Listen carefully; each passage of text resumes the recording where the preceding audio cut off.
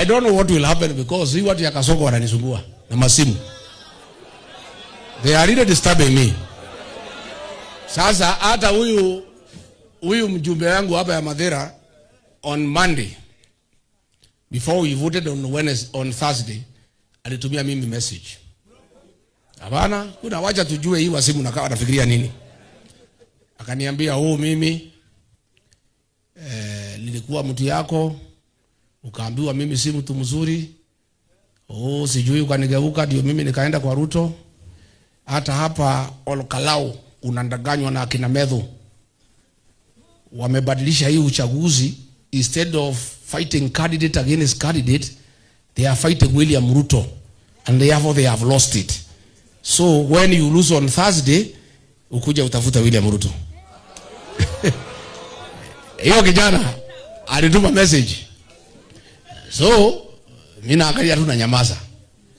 Because mimi nilijua hiyo strategy ya kupigana na Ruto ndio yenyewe.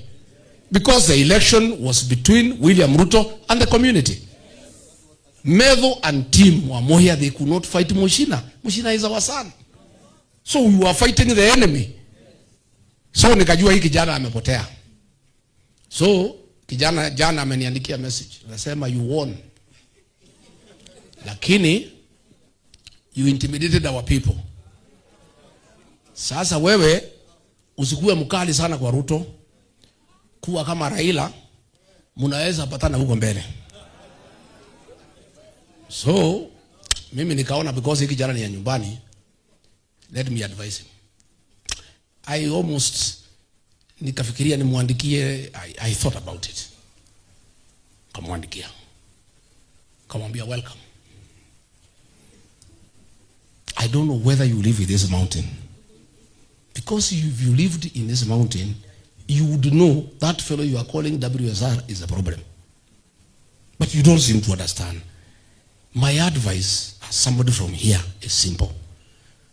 For the remaining time, get as much as you can from William Ruto. And don't spend it on politics. Hata ile mshahara yako usitumie. Itakusaidia mbele kuanza biashara.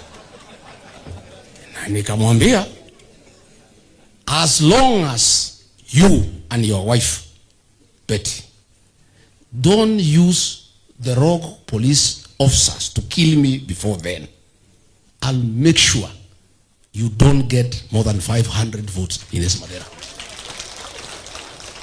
Na nikamwambia kwa sababu ya